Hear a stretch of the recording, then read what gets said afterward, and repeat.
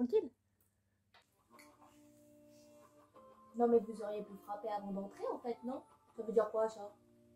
Oui, je suis très occupée en ce moment. Je fais des choses très sérieuses. Salut vous! On s'est tous un jour demandé à comment serait notre vie quotidienne avec des super-héros qui existent pour de vrai. Eh si, faites pas genre, on s'est tous posé la question, qu'est-ce que ça ferait si dans notre vie il y avait des super-héros au quotidien? Et bien moi je pense que dans notre vie, en fait, on serait jamais vraiment tranquille. Ah oui, parce que qui dit super-héros dit aussi super méchant.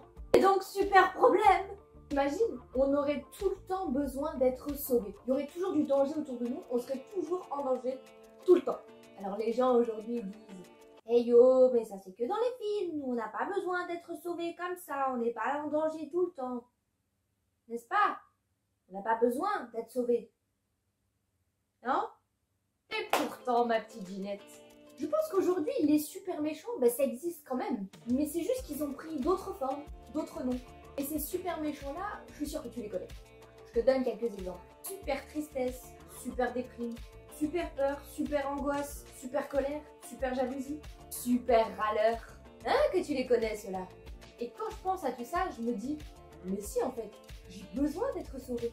J'ai besoin que quelqu'un me sauve du doute, de la tristesse, de mes mauvaises pensées, de toutes ces choses qui au final m'empêchent d'être réellement heureuse. Mais qui peut bien nous sauver de tout cela? Qui peut me rendre réellement heureuse? N'y a-t-il donc personne? Et si il y a quelqu'un, regardons dans la Bible dans Osée 13 au verset 4. Alors. Et au fait, vous avez remarqué? Le bureau! Bah si, il est nettement mieux rangé que la dernière fois. Bon d'accord, c'est pas tout à fait propre, mais quand même, hein! Bon, revenons à nos moutons. Israël, depuis ta sortie d'Égypte, je suis le Seigneur ton Dieu. Un autre Dieu que moi, tu n'en connais pas. Et il n'existe pas d'autre sauveur que moi.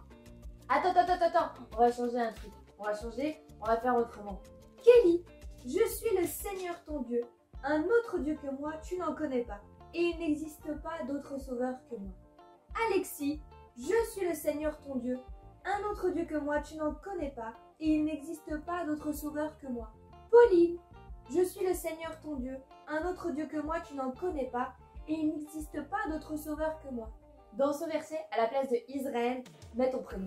Mets ton prénom et proclame ce verset haut et fort. Kelly, je suis le Seigneur ton Dieu. Un autre Dieu que moi, tu n'en connais pas. Et il n'existe pas d'autre sauveur que moi. Eh ben voilà, on l'a trouvé notre sauveur. Et lui, crois-moi, il n'y a pas plus fort comme sauveur. Aucun super méchant ne lui résiste. Déglingue tous comme ça, ratatatatata. Oui, c'est à peu près ça. Ouais, il n'y a pas plus fort que Dieu comme sauveur.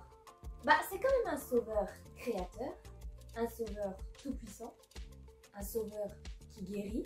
Ça fait beaucoup, non? Si tu as peur, si tu sens que dans la situation dans laquelle tu es, te dépasse, te rend malheureux et tu ne sais plus quoi faire, rappelle-toi de Osée 13 au verset 4. Rappelle-toi qu'il n'y a pas d'autre sauveur que tu puisses connaître que Dieu lui-même. Et dans ces cas-là, appelle ton sauveur.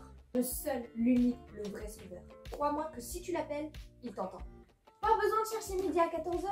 Le vrai sauveur, il est là, il existe. Et il n'attend qu'une seule chose, c'est que tu l'appelles. Parce que je le redis, quand tu appelles ton sauveur, ton Dieu, il te répondra toujours.